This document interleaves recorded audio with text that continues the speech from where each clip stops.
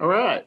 So I wanted to welcome everyone to the Ella Project, the New Orleans Jazz Museum and Offbeat Media's latest Zoom workshop, focusing this time on the Music Licensing Collective.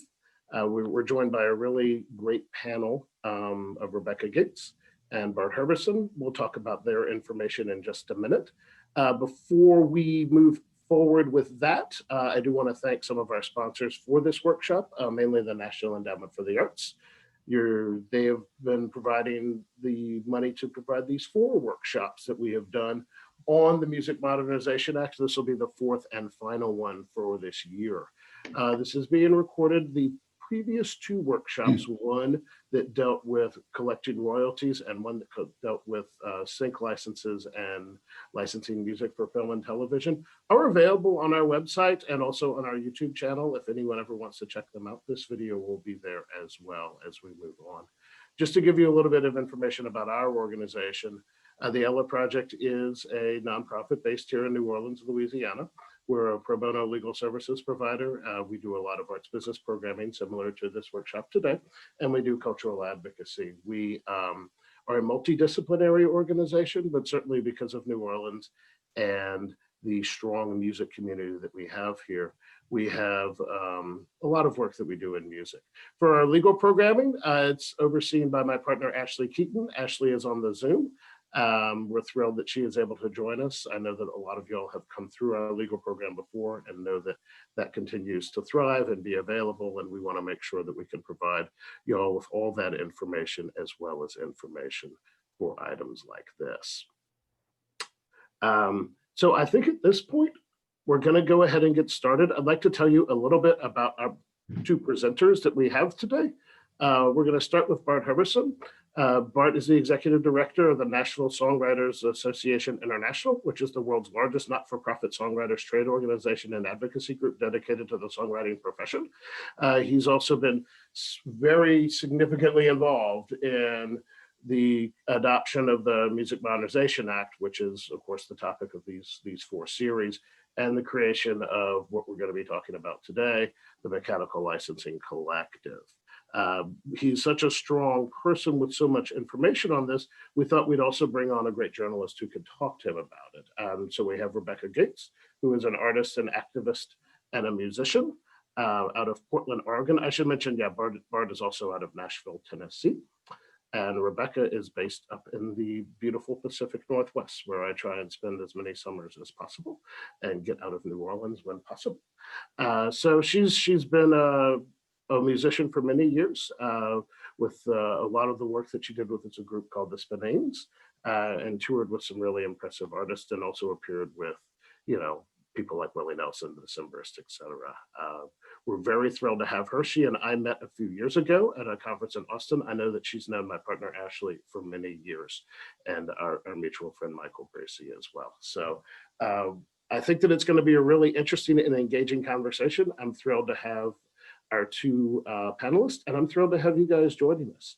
So what we're going to do is I'm going to turn it initially over to Rebecca, and she's going to start asking questions, and we're going to get this down to the information of what this collective is about, how this is going to affect songwriters moving forward, and what you guys need to do to be ready. So welcome, Rebecca.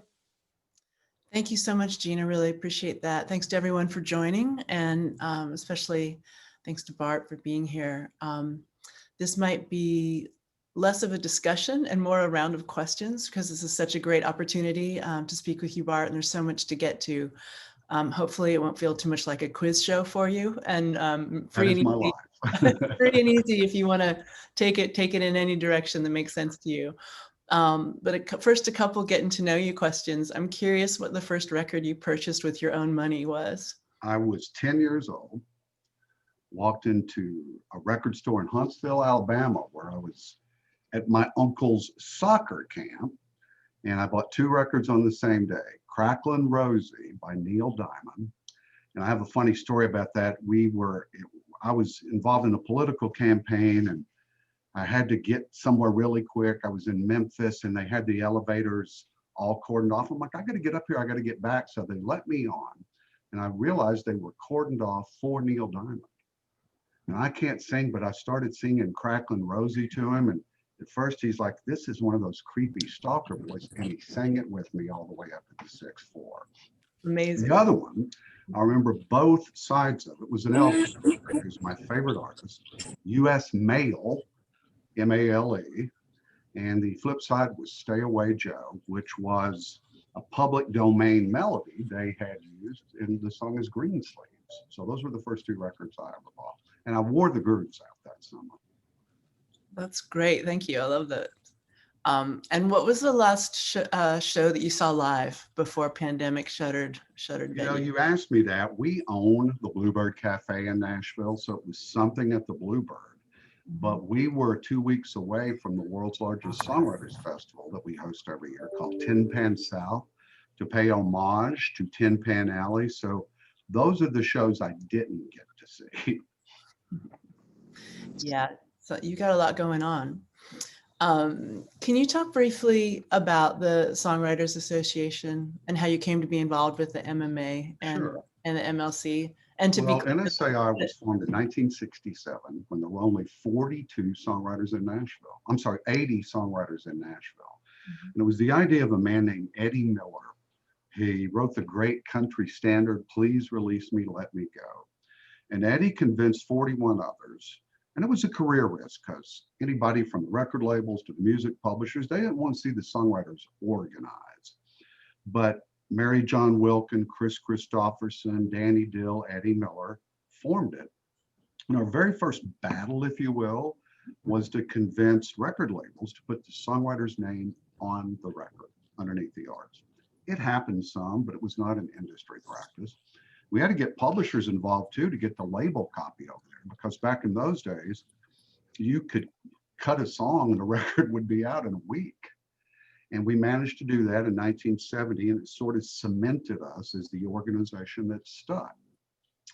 I got involved because for the 10 years previous to me taking this job in 1998, I worked on Capitol Hill for the US congressman from Nashville.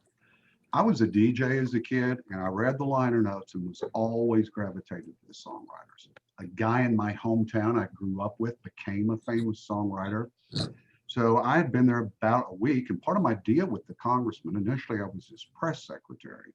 Eventually I got promoted to run his campaigns and all of his offices, but I said, if I could do the music issues. He said, Bart, somebody else does that. And I said, well, and so the very first meeting I took was with the Nashville Songwriters Association. And I don't think it went well for them because I don't remember what they said. I kept going, you do what? You represent songwriters? And I said a little prayer that day for that to be my next job. And 10 years later, it was my next job. And that was 23 years ago. Great. And then in your process of being part of the Songwriters Association, you've gotten involved in, and there's so many acronyms in music and in this conversation, but the Music Modernization Act, which is the MMA, and then the Music Licensing Collective, which is MLC. So many, many, many groups worked on the Music Modernization Act. And, you know, some have taken credit they don't justly deserve. The lead organization was the National Music Publishers Association, because if the publishers didn't go along with it, we weren't going to have a collective. I would rank us second. You know, a lot of people have a day on the Hill. NSAI has always been more organic. And the year before we passed it, we spent 110 days on Capitol Hill with songwriters. We had tried to pass a form of that legislation, Rebecca, since, well, it started really in 2003, but we obviously, the bill was mainly for songwriters. There were some things in there for artists and others, but, you know, we helped every part of it, from drafting the language to getting it passed. And out of that, the Music Licensing Collective is born. How do you describe the MLC in one sentence or two? It will do for mechanical royalties for songwriters what ASCAP, BMI, CSAC, and GMR do for your performance royalties. Great.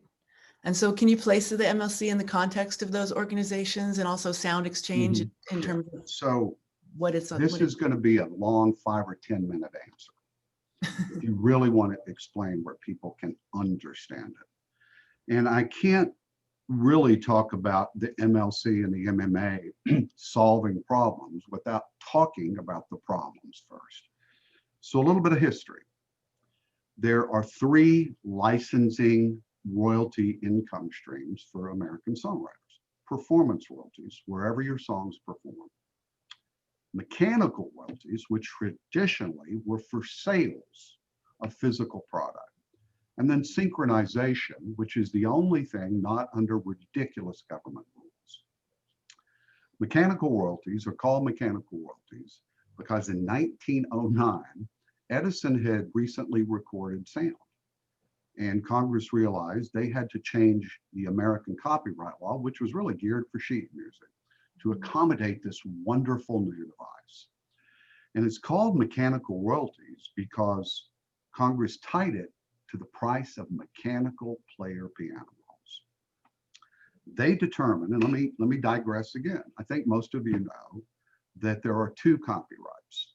There's the song you write, and then there's the record somebody makes of that song. And if 100 different people make versions of your song, there's 100 different sound recording copyrights. Individual copyright for everybody that records it, even if you record your own song. But on the songwriter part, we were outmanned, and we have come to a different place with record labels, but then we got swamped by the record labels. The only person I can find in history that even spoke about songwriters was John Philip Sousa, that guy, and nobody really listened. So Congress let the sound recording be negotiated in the free marketplace. Record labels could set any price they want. If they didn't want to license the song, they didn't have to. But Congress established a 4-point test at that time for mechanical royalties. And to boil it down, it said the government will set your rates. How's that going to work for us? And they still do. They said you can only pay that songwriter so much that a person who purchases a mechanical player piano roll won't notice a price increase. What the hell does that mean? I still don't know what it means. And then maybe the most villainous of all, it was compulsory, Rebecca. Once you allowed anybody to record your song and you granted that first use license, anybody could record it. Whether it was some political group that you eschewed all the way to anything, as long as they paid that royalty. And we got a penny. Songwriters got 1 penny for every song put on those mediums, back then wax cylinders and soon to be 78 RPM records, split by all the co-writers. And they didn't get a pay raise until 1978 when it was raised to 2 cents. So in the performance side, those rules that we operate under today, ASCAP was the only performing rights society in America. They licensed mostly live venues, Broadway, places that had pianos, whatever. And then radio comes along in 1939. Radio, KDKA is the first station in Pittsburgh, Pennsylvania. Then it turns to 15, then 1500. And how are we going to license those? So ASCAP says we'll do it. And Congress set some initial rules, and basically they took a % of revenue. But in 1941, they get a competitor, BMI. I'm sorry, it's been about 1939. It's World War II. And I find this really interesting. And there was a little bitty, I've been in that dark dungeness room at the US Department of Justice, a little branch called the Antitrust Division, who had an important job at wartime. And that was to make sure there were no monopolies and no price gouging. You and I, Rebecca, own the only 2 steel companies in America. Their job was to make sure we didn't raise prices 10,000%. So it was to make sure that you were competitive. Somebody reads in the paper, and let's remember this little division's now got hundreds of people because it's wartime. And somebody reads that BMI has been formed to compete with ASCAP. Quickly, they're both put under ridiculous consent decrees. The rules are a little different, but they essentially did the same thing. They ensured a race to the bottom in songwriter royalties. And that was all fine until the digital era. It wasn't fine, but people existed and we adapted around it. And streaming really made it untenable for professional songwriters and artists for that matter. You must realize, though, that in the initial days of streaming, record labels could negotiate in a free market. Many of them bought an equity share in Spotify. And so when we first started that exercise in about the early 2000s, record labels were getting 1,700% more than the songwriter copyright. We did a big event, I think it was 2015 on Capitol Hill, and we illustrated that on a bunch of famous co-written songs, You're Gonna Miss This, Living on a Prayer, etc., that co-writers with 35 million streams that each had publishers, so they're getting 25% of the income, made $185 for 35 million streams, and we had to change that. So enter the Music Modernization Act. The Music Modernization Act did not change the way those rates, they didn't change the rates, they changed the way they're set. So now all those rules from 1909 and that part of the consent decrees are gone. And the judges must look at what the market would pay. And I expect our royalties to go up and up and up in the future. Now, that's part one about the Music Modernization Act. Enter the Music Licensing Collective, which is part two. We were getting nowhere. We first, under a chairman named Lamar Smith in the U.S. House of Representatives from Austin, very songwriter friendly. And look, it's a kiss of death for any politician to really take this on. There's a lot of reasons why this is not the politically popular thing to do. But he did.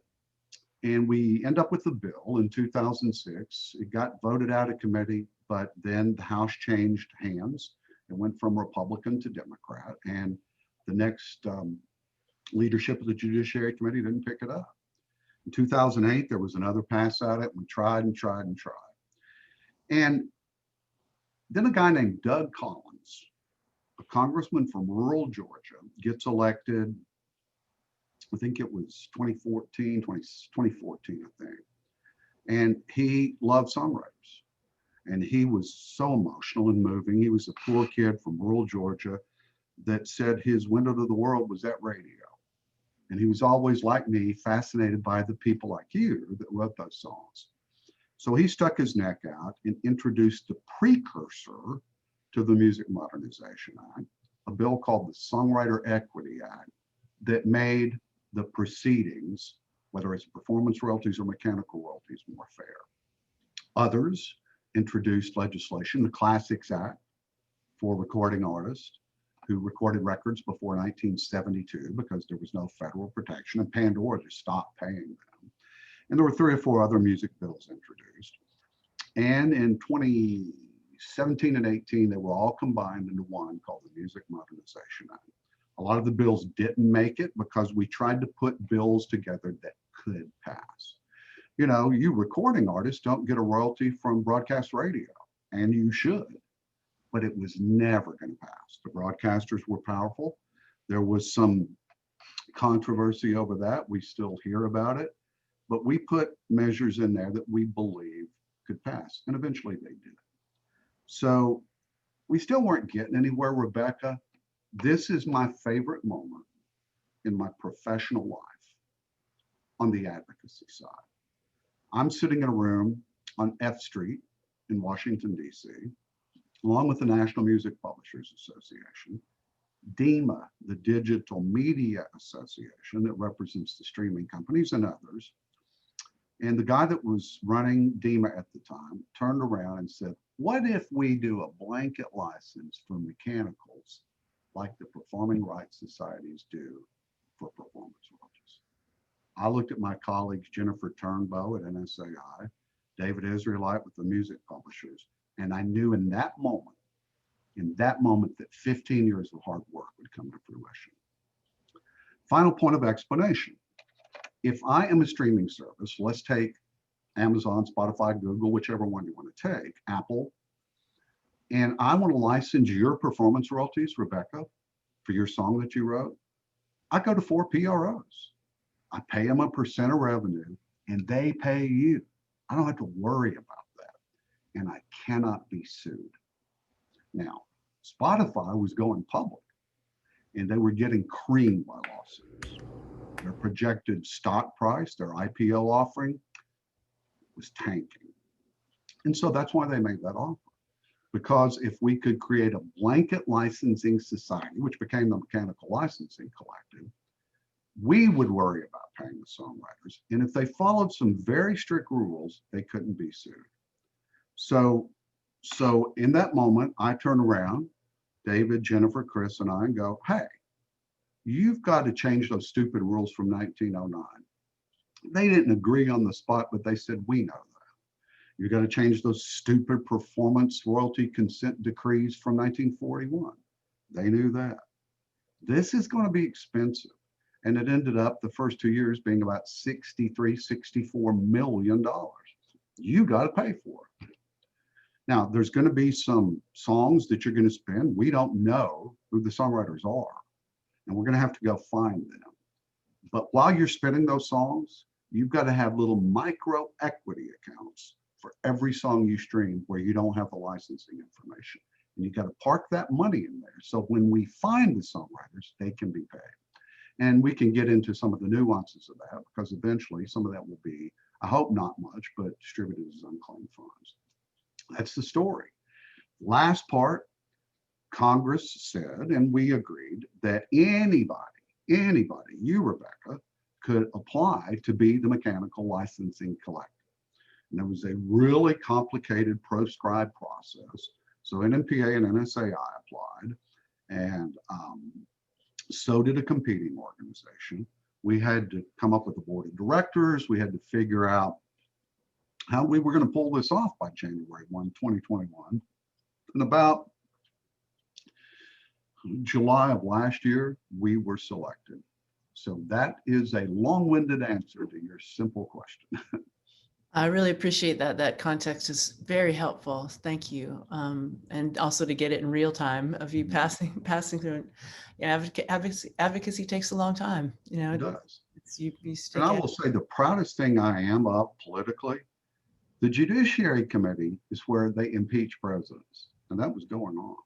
It's where all the judges are appointed. It's the most polarizing committee in a very polarized city these days. We passed it unanimously in both of those committees and the full House and Senate. And that really went back to the hard decision because it really, for a little bit, fractured our industry to only put bills in that big package that could pass politically. And we did it. Great. Well, thank you for your work. Thank you.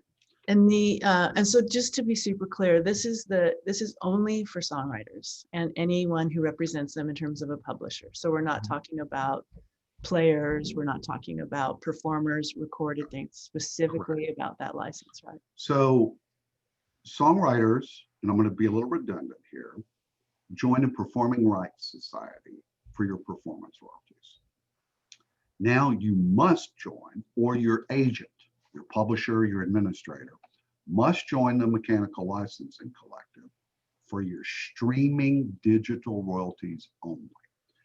You know, there's still mechanical royalties on CDs and records, but we made a conscious choice for many reasons not to go after those. You're still going to have to collect those yourself or get somebody to do it for you. And it's for American activity only. And if you don't join it, you're not going to get paid your streaming royalties. So we'll talk about how you join it in a minute.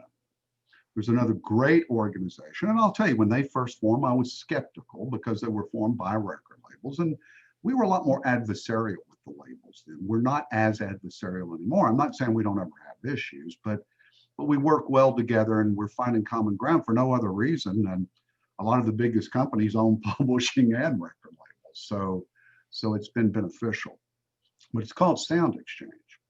And Sound Exchange collects your royalties for you as a musician or an artist.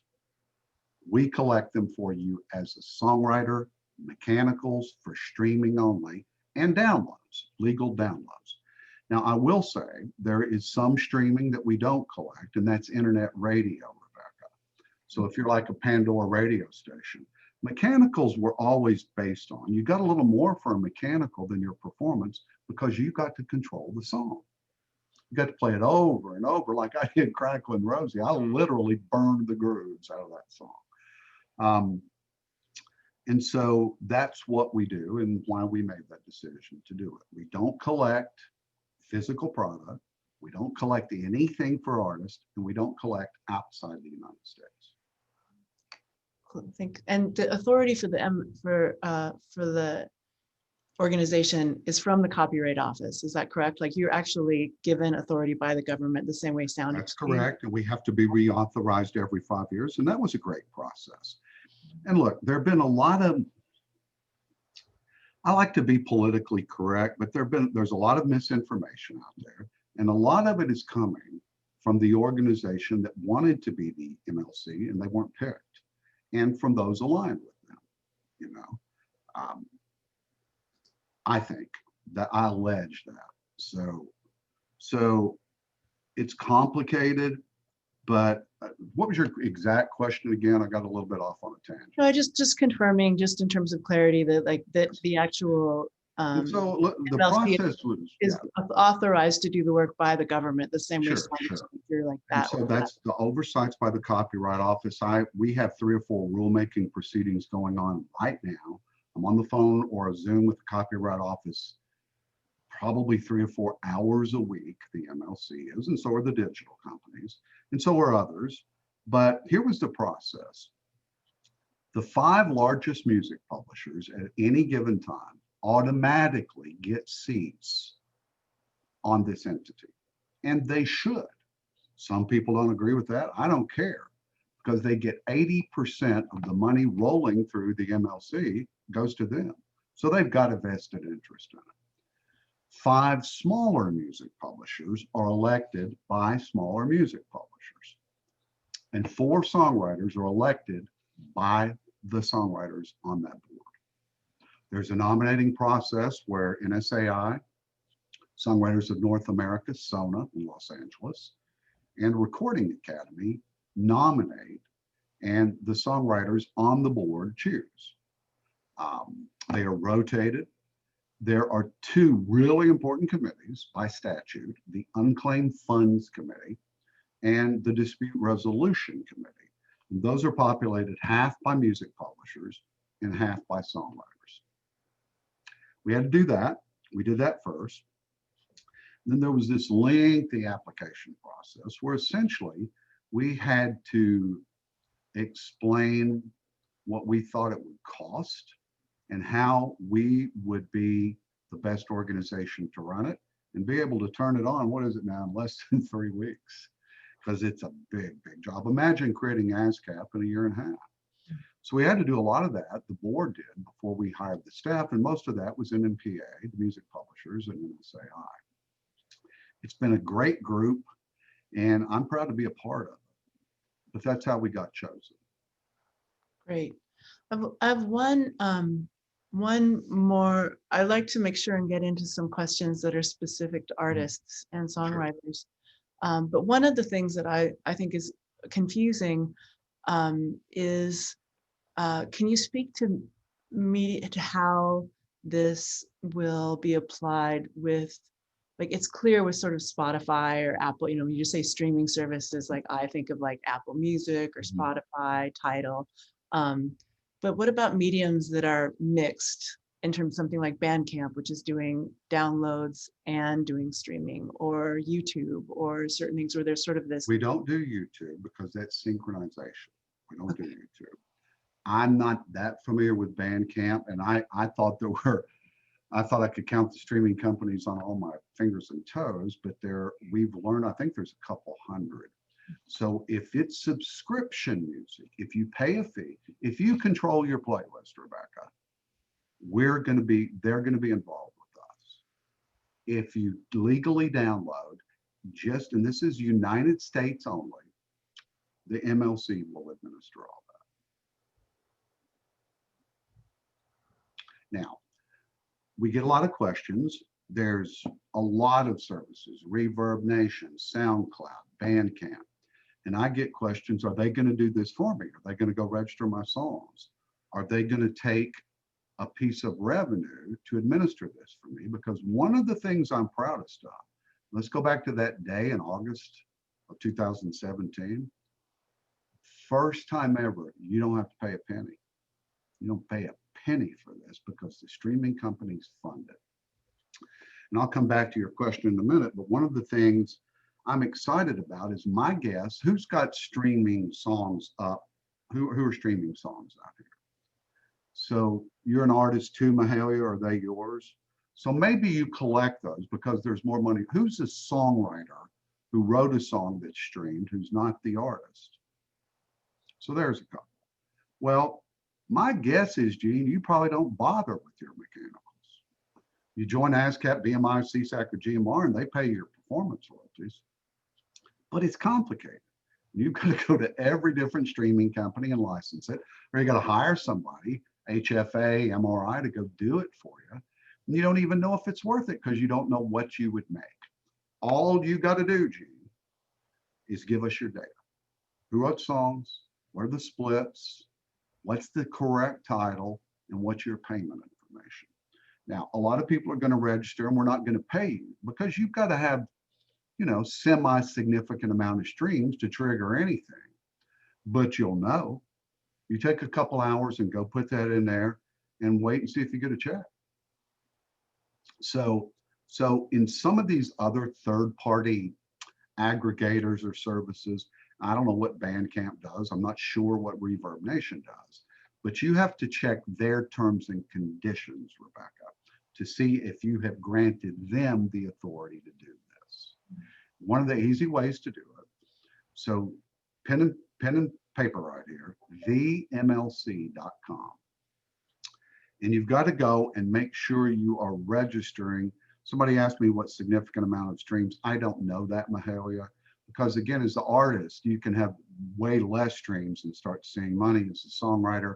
I get asked that all the time. I'm not sure.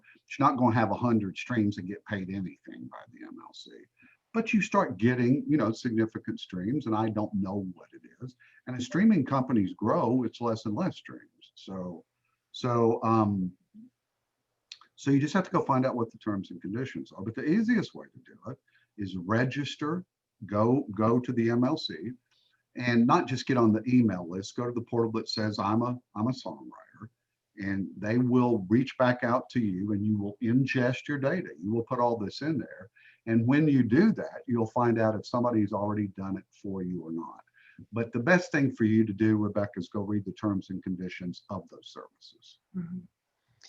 And in terms of the payments to artists, is it sort of a la the old model where it's like a penny or 2 pennies to play, or is it No. is it set up in that sort of like swinging percentage the way BMI does it? And these are, by the way, great questions, but there's no simple answer to any of them. And I told you that we could talk all day. We don't pay artists anything, only the songwriter. Even if the artist wrote the song, you're going to get your artist money from Sound Exchange or your record label. It's a percent of revenue. Now I'm going to digress for a minute. There's something called the Copyright Royalty Board that sets your mechanical royalty rates. And that was established by Congress way back in 1909. And we have trials. And in the modern era, we had a trial 17 years ago to sort of determine how we would get paid. But we didn't have another trial because they're expensive. This one cost $53 million for the trial. Now we're into an appeal. It's going to cost tens of millions of dollars. And we were afraid the rates might even get lowered. But we won. We was NMPA and NSAI, stuck our necks out, and we won the largest mechanical raise in history, 44.5%, that was supposed to have started this past January. But 4 of the 5 big streaming services, Pandora, Google, Spotify, and Amazon, appealed it. So it's under an appeal. This is complicated. Before, it was the greater of 3 formulas based on not penny rates or per spin rates, but it was based on either a percentage of revenue that the services took in with a minimum, or it would, if at the very top, it was tied to what the record labels got. So if they went out and negotiated in the free market and got more, so did we. The new model will be part of two of those. It'll either be a percent of what they make, or, so let's suppose that Spotify makes X amount of money. They take all the spends from that year and divide them up. And part of that goes to your Performing Rights Society. Part of it will go to the MLC. And it just depends. It depends on how much money they made and how many streams there were. That's why, to go back to Mahalia, you've got to have a significant amount of streams. It's, people call me all the time, I got 20 songs on my local radio station and my PRO didn't pay me anything, because that's not how it works. And same thing with the MLC. And the only way to know is go put your songs in there. I think it's a great fun thing to do over the holidays. And if you got some in there, make sure the titles are right. 3 guys in Nashville wrote the great Rascal Flatts song, God Bless the Broken Road. And they've given me license to speak about this. So several years ago, one of them came to me and went, Bart, we get any foreign money. And I won't tell the amount, but it was over $500,000. And I looked into it, and because in every foreign Performing Rights Society, they got the title wrong. Blessed a Broken Road, The Broken Road, Blessed a Broken Road, comma, God. They straightened their titles out and they got paid. And you're going to have an ability to do that. You will not, this has been busy, busy, busy time. So we've got the ability to take your songs right now. We don't pay anybody till this 3 or 4 months into this. And so we are building some tools where you can go check your titles. And even if you're not the administrator, if you're the administrator of your own titles, you can change them. If not, you can flag them, they get reported, and it gets reported back to you when we change them. Any Great. mistakes. Yeah. There are 2 guys, Rivers Rutherford and Tom Shapiro, wrote Thinking About You, the Brooks and Dunn hit. We recently did an interview and they got in a big argument over what the title was and where the apostrophes were. So you got to go check your work, get the data in there, check and make sure that it's accurate. That's the main thing you've got to do. And that's my understanding. That's what you all have been working on very diligently this year, getting a lot. It seems like I was Mahalia's age in January. Look what happened. It's been a lot. We've had a heck of a year. So for instance, in my situation, I have a administered publishing. And so I asked, when I know I was speaking with you, I checked in with them and they said, yes, we've been working with, with MLC. with MLC and with some other of their colleagues to get that data information in. So like for me personally, I'm also going to register because even though they have an administrative part in my publishing, I want to make sure that everything's correct in sort of song titles in terms of my name being spelled correctly. And I think that that's something that's come up over years, is that as we switch to online and as there's data, as you shared with that story, your income can really be affected by a mistake in even how someone's entering it in terms of usage on some end. So it's a strange thing that artists or the representatives have to really develop that muscle to kind of check in on that stuff every once in a while. There are 2 studies out recently, internal studies by the industry, that say by 2028, income from royalty-based income and from live shows will increase 350% by 2028. We think streaming, everybody in America, I think 90% of the people have multiple devices. But you go to some of the developed countries overseas and it would shock you that streaming's just getting going. India is just paying for streaming. And so there's 10 or 15 years from now, the money's going to grow and grow and grow and grow. And Rebecca, if you've done this for any period of time, like you, people may have an administrator. You may have had 2 or 3 publishing deals, and you're probably going to represent some of your own songs. And the only way to know if it's in there right is to go check it. Now, some of those features aren't quite ready yet, but you get it in there, and before we start sending out payments, you'll be able to see if it's right. And you can get your administrator to show you now, to say, I want to check on these and get on, you know, Zoom with them and look at it.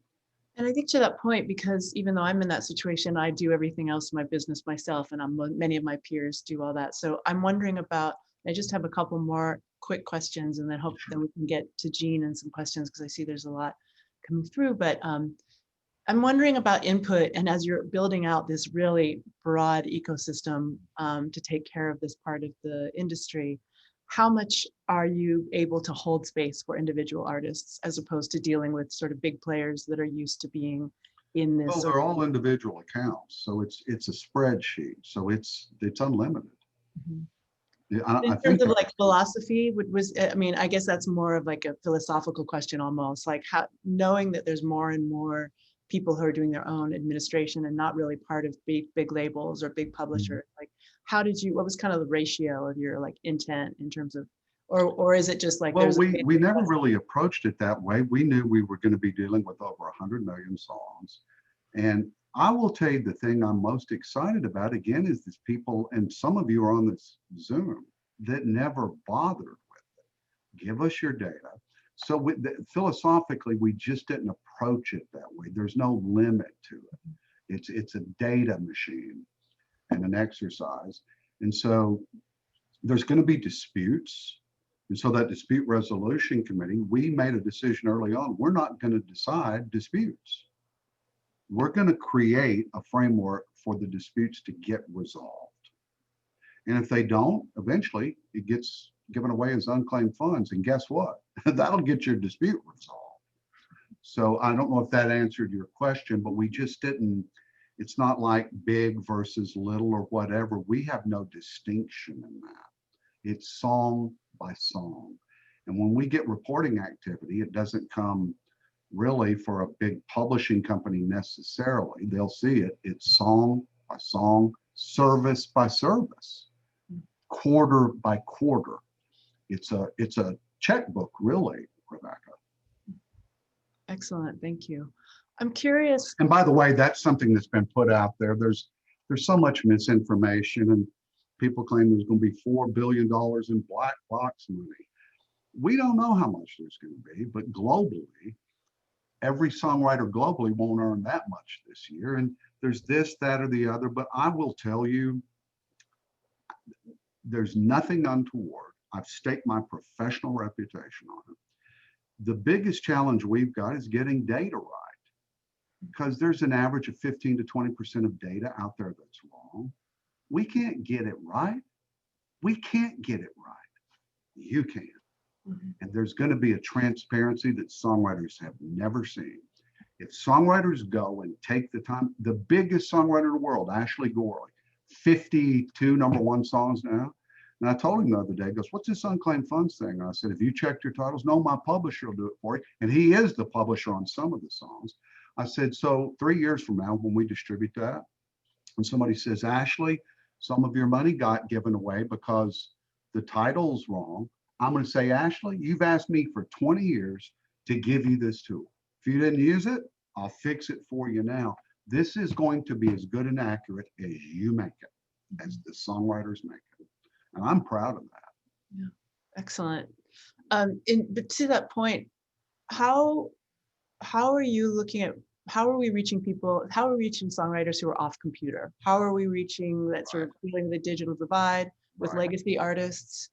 And also, is there a role in musicians who are computer, have that access, online access, and have some literacy around how it's working? Sure. Well, let's remember this is broaden your reach. Sure. Let's remember this is for streaming only. And we are navigating now with the streaming services themselves to reach out to you. We are navigating right now with the PROs to reach out to you. We are navigating now with the Reverb Nations, everybody. So I think a lot of inboxes are going to get crammed. But I think also there's somebody in the New Orleans community, I don't know them, you do. And I really do believe word of mouth, and it's a challenge, Rebecca. And we've done a lot, and it will never end, because there's a lot of songwriters out there, especially those that are out gigging for a living, that aren't going to bother with this. So we just got to be relentless. And I don't know if that answered your question. There's no one boom. It's a million different big and small ways, and it's ongoing. But the way we're going to reach the most people is through the resources that I mentioned. Well, thank you. I could, as I said, I could talk with you for hours, but I'll pass it over to Jean. I got the afternoon free. So. Okay, well, you watch out. Jean, you have some questions that have come in? We do. Thanks, guys. This has been really informative so far. Looking at one of the questions that just came in, any suggestions for folks who stream internationally? It's country by country, Gene. We deal with American activity only. And that's tough. It's hard. And what I do believe, I think over time, this model we've established is going to propagate globally. The transparency, the self-empowerment, the blanket license for mechanicals. There is no other blanket mechanical license, certainly not like this. So if we do this right, and I believe we have, hopefully that will change. But right now it's country by country, and the rules are different, country by country, territory by territory. Excellent, excellent. Next, probably not the answer you wanted, but that's the answer. So next question that came in, does the MLC relieve record labels who have been paying mechanical royalties on digital downloads from continuing to do that? So we handle digital downloads in some instances, but there can also be direct deals. If you want your label to do it for you, look, we are preaching the message, marketplace empowerment. So the answer is it depends. You got to ask your record label. And it's contractual at that point, Gene, because some artists may want the record label to do it for them. It depends. But we certainly will do it for everybody that wants us to do it. So actually this question is from someone who works for a label. So if that, and Braden, if you want to type in anything else so that you need more clarity on that, we can take that. Well, we wanted to leave the option for direct deals and that sort of thing. So it's going to be label by label and whatever your agreement is with your artist. Very good. I appreciate it. Next, and I don't know who that is, but that's the artists need to get informed and make sure that's what they want any record label to do. And I speak more about major record labels than I do independents. Excellent. So next question that came in was from Scott. So to clarify, you organize the catalog by the title and not the ISRC? And codes are put in there. They do put codes in there. I was just trying to give you the simple explanation. But look, you can go there. There is a downloadable sheet for you to start getting your data ready to do this. And again, if you're the administrator, you're going to put more in there. There's going to be a public view. This is a downloadable free database. When I say free, we're going to charge a few bucks for it. It'll be less than dinner for two and a cocktail. But yeah. A question, a follow-up there. You recommend registering titles with all possible avenues, even though there may be redundancies. Example: ASCAP, Sound Exchange, MLC, and distributors that claim to collect on your behalf, CD Baby, Bandcamp, etc. I don't know if I understand that question. So only the administrator of record. If I have given you administrative privileges, even if I'm the songwriter, I can't do this. The administrator does it. Now you can tell your administrator, I want to watch you do it or whatever. And as I said earlier, songwriters that have been around for a while may have 2 or 3 different publishers, 2 or 3 different administrators. So different people will put it in. And you can't have that. You can't just have anybody going in and changing Sean's data in there. The key to it is to check it. And that feature will be available relatively soon. And then you'll be able to report anything you see wrong. I don't know if that answered the question, but I think it did. Very good. As of right now, that's all we have in the chat. Well, great. Okay. Well, Anything else? I I'm going to keep going until we, Go right ahead. because I think one of the things that starts to get confusing. Well, hold on. Scott says, I was talking about self-published songwriters doing what here? Was that question? Let's see. So I was talking about self-publishing. Yeah, you got total control of that. You go in and you register an account as the administrator, and it's all you. In terms of artists showing up, would an artist need to show up as a sole proprietor, as an LLC? Does it matter? Doesn't matter. We don't know that. Don't care. So it's very okay.